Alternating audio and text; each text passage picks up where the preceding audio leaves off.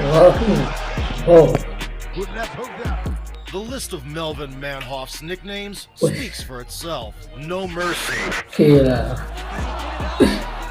Mini Tyson, the Dutch beast. But one thing that talks the loudest is knockouts. Luar biasa sekali ini. Launching a professional career as a kickboxer in the mid-90s, the natural middleweight destroyed K1 giants no matter the size. Alongside big gloves, he put up no less stellar performances on the canvas of mixed fights. Living up to his status of a ferocious puncher, the Dutchman with Surinamese roots has become the idol for many generations of fans. Let's go over his historical matches, the true masterpieces of combat agony.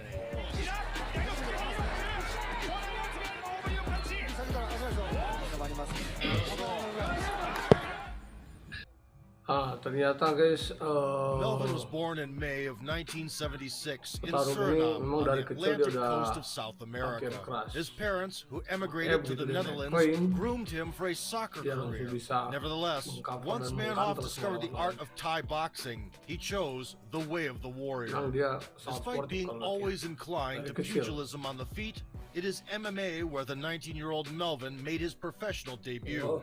In December 1995, he locked horns with Jordi Yonkers. With no gloves and only palm strikes allowed, thanks to the old-school rules, Manhoef handled his opponent with ease. The beatdown was over in the 9th minute.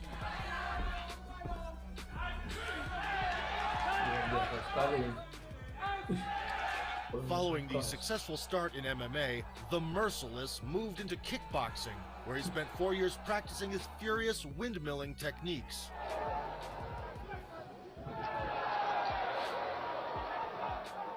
In the year of 1999, Melvin returned to MMA for a duel with Rodney Glunder.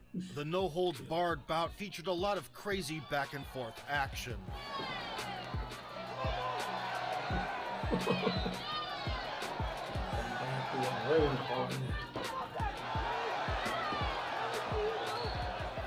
By the end of round 2, Melvin began to run out of gas. With his strength dwindling, the Merciless was unable to resist takedowns, which cost him dearly. Glunder was lucky to get away with a draw, and Manhoef went on a campaign for pain. Once the basic wrestling skills were in place, it was time for his opponents to suffer. They wouldn't last for long, falling into unconsciousness.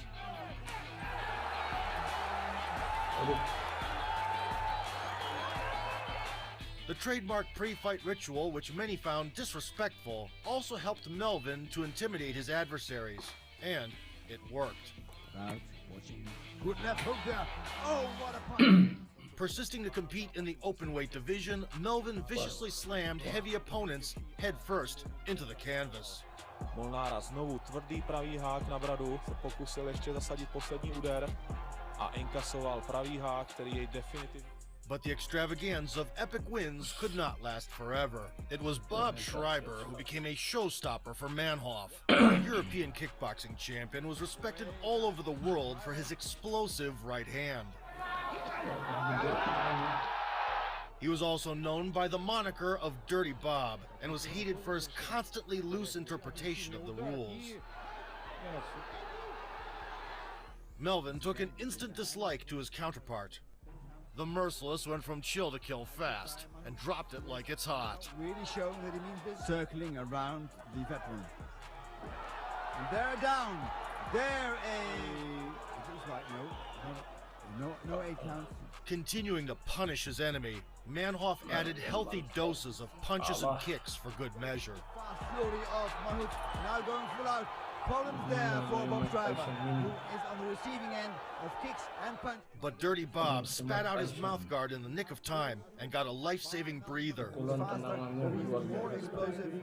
The pause in the midst of the barrage allowed Schreiber to pull himself together and to secure a much-needed takedown. Fight. That's maybe a possibility. Throwing him to the floor. And now we can. On the horizontal plane, it was big weight difference that came into play and decided the fate of the scuffle. I think there's a big problem there. It's out. It's over. Melvin finally came to the painful realization that even such a knockout machine as himself should not compete with huge dump trucks who are allowed to wrestle. Manhoef was very upset. Actively juggling kickboxing and mixed martial arts, Manhoef completed the first decade of his career in the MMA with a portfolio of 6 wins and 2 losses. But this was just a prologue to future conquests. In 2005, the Merciless gave up his ambitions and settled for the light heavyweight division. His fresh start took place in Cage Rage to the accompaniment of fireworks.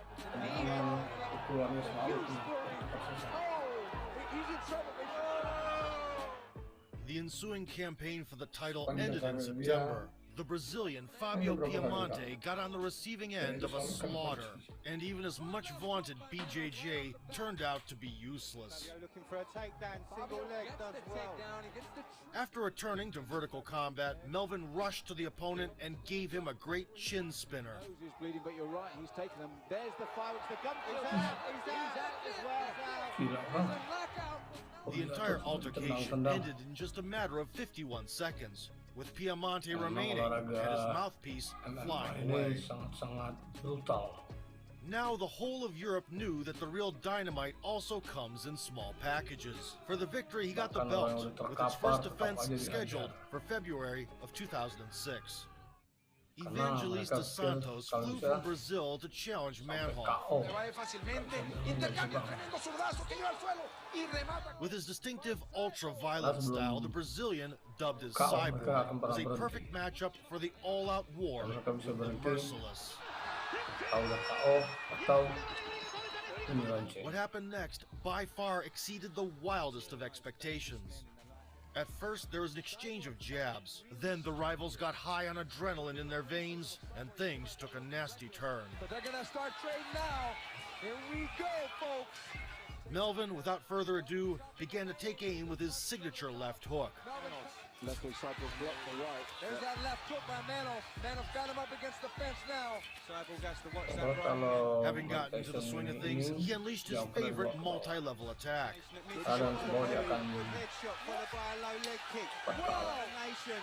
Soon the keen bruisers bit their mouth guards and went into an old-school fisticuff. Body again, ducking under. Combinations of strong guys are not hitting this. This is unreal. Taking hits in bulk, like wholesale was cheaper, the fighters did not even think about giving up. Cyborg on the ropes. At the end of the round, the Brazilian remembered his native jiu-jitsu and scored a saving takedown. Over the next lap, Cyborg used a clinch, but it was pretty much to no avail. Santos's arms were getting heavy, as were the punches of the pressuring Manhoef. The Brazilian survived and landed a couple of lefters. Melvin got him again with the right hand. Melvin coming forward.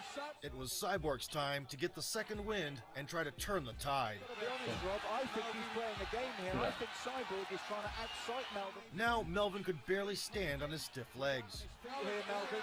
Melvin's on the verge of going down here. When they were halfway through the battle, it was easier for both of them to take blows rather than raise their hands. Cyborg almost out of gas. But the Merciless knew how to shoot from the hip and suddenly activated the God of War mode. This is unbelievable. Both sides, nothing left. Look at wow. Look at this crowd. Finally, in the 9th minute, the explosive chemistry accumulated and resulted in a detonation. With a big left, and a right, and a left, and a right. He sinks Cyborg. Cyborg's on his back. Unbelievable. That evening, there was the greatest battle in Europe and perhaps the world's MMA. A benchmark clash to showcase the superiority of character over technique and common sense. With a big left, and a right, and a left, and a right. For 29-year-old Manhoef, that victory was a long-awaited ticket to the top league. Champion of the world.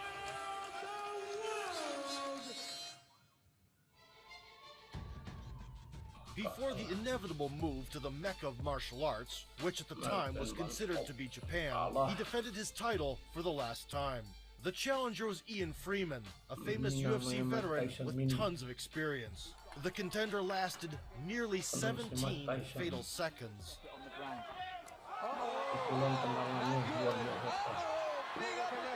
Hampir rata-rata semua lawannya dia kalahkan dengan 1 atau 2 round. In passing, Melvin also put in an appearance at K1 to face off with Tatsufumi Tomihira.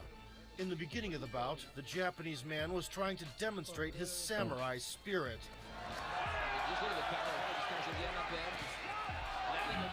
But was knocked down by the very first targeted combination to the head.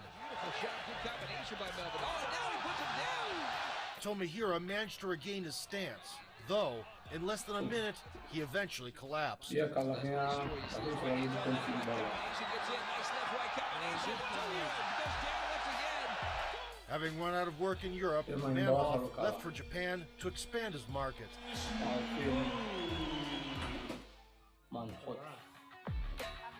Upon notching up 5 consecutive kills in MMA and celebrating his 30th birthday, Manhoef realized that he was ready for a big show, slated for August of 2006. With 14 wins and 2 losses, Melvin took part in the Heroes Light Heavyweight Grand Prix 2006. In the quarterfinals, a member of the Gracie family had to fly around the ring.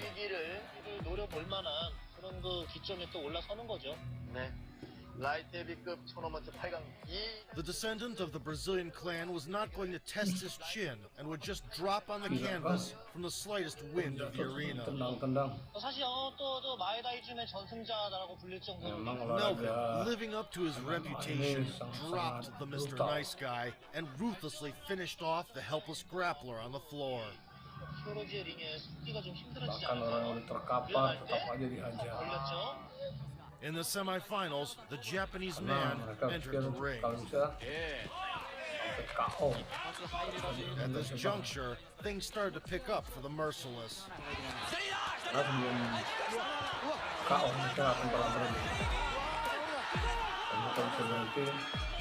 On that same night, the final took place, where Manhoef met with an Asian TV star, Yoshihiro Akiyama.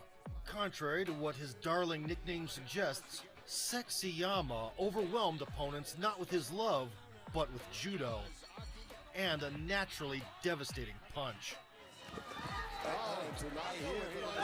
However, being within an inch of the world title, the Predator showed no regard for the status of his prey and started hunting for its head. For half a minute, the Japanese skillfully absorbed blows with his judogi until he managed to take down the Dutch beast.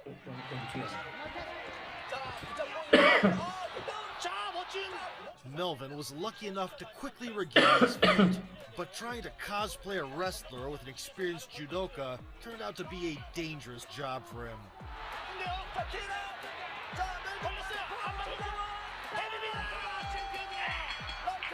The accolade of the Grand Prix title went to Sexy Yama, but Manhoef did not lose his playful mood, even in defeat.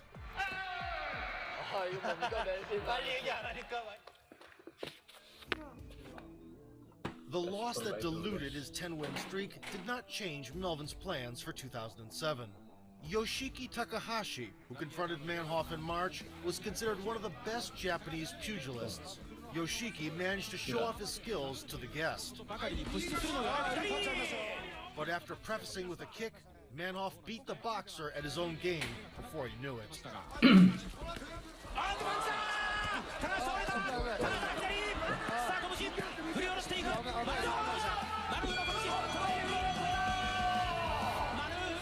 In the summer, the Dutchman came back to the ring wearing a fancy collar. This time, Melvin was matched with a fellow striker who packed a punch not inferior to that of Manhoef. In the ring, the two Gaijins did not take their time and staged a showdown. The Merciless notched up a knockdown. And then he completed the mission.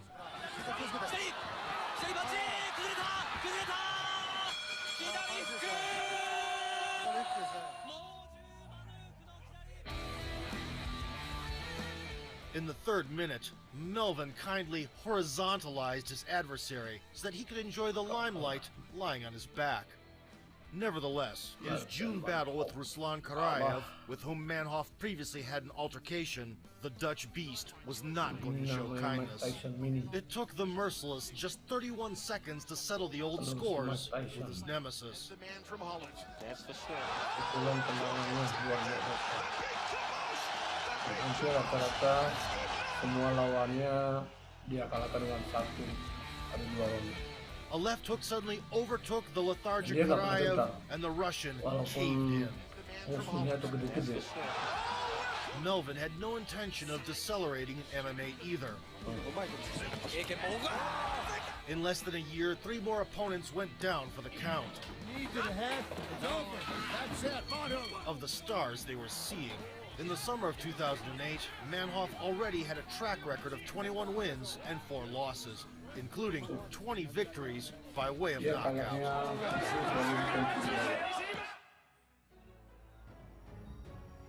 After signing a contract with the brand new Dream promotion, Melvin immediately joined the Grand Prix as a middleweight. In the quarterfinals, his opponent was none other than Sakuraba, credited with putting Pride FC on the map. The Japanese man was already an all-time legend with emeritus status. His ability to work wonders on the canvas was beyond even the slightest doubt. A small costume performance staged by Sakuraba when coming out to the ring turned out to be ominously prophetic for him. The loaded for bear Manhoef pussyfooted at first, but a head kick coupled with a punch heralded an early finale. Thinking on his feet, Melvin scored a cheeky shot and brutally executed the Pride pioneer with no regard for his status.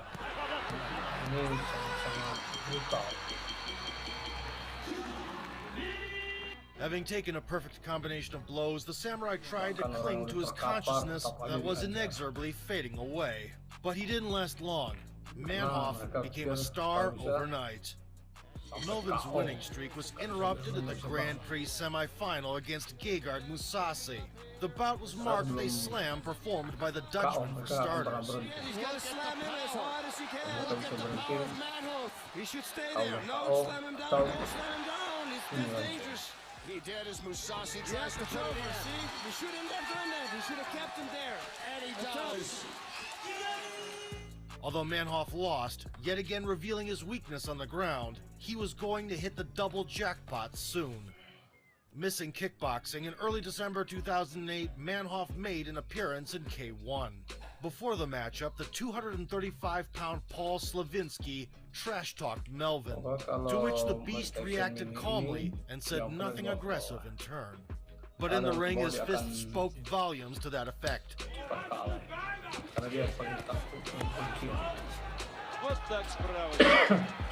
Ramming the Polish powerhouse into the corner was merely a formality. Одиночный удар, и все, все. Отгоните его. Уведите прочь. As a result of the first knockdown, Slavinsky regretted his words. After the second one, he got dumbstruck for a moment. Все, все. Отгоните его. The memory of disrespect was still fresh when Manhoef was offered a New Year's Eve gala with Mark Hunt. The Dutchman did not relish the prospect of taking on a super heavyweight in MMA. But his manager dared the hesitant Melvin to tackle Mark despite his size, asking Manhoef what he would do outside the ring if he caught Hunt harassing some girl in a bar in his presence. So, this is a story about how the hairy virgin chin of Hunt was deflowered in just 18 seconds. Hi.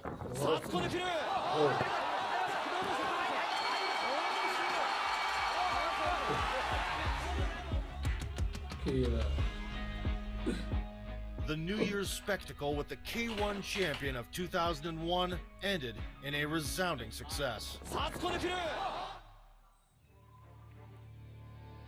The year of 2009 was predominated by kickboxing for Melvin.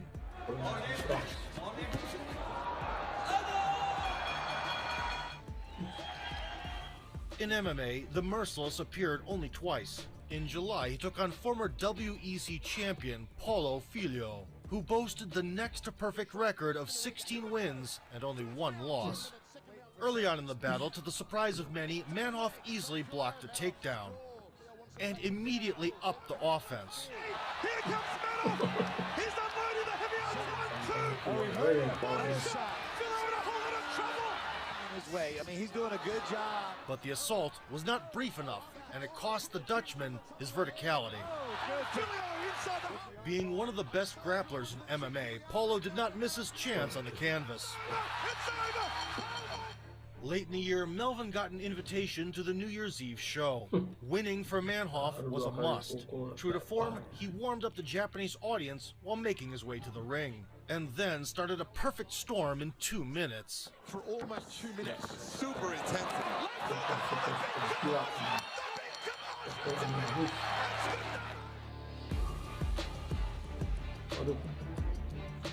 Melvin drove home his lefter 3 times, rendering the retreating Japanese man unable to stand on his feet. With this victory, the 33-year-old Melvin marked the anniversary of his fighting career in MMA.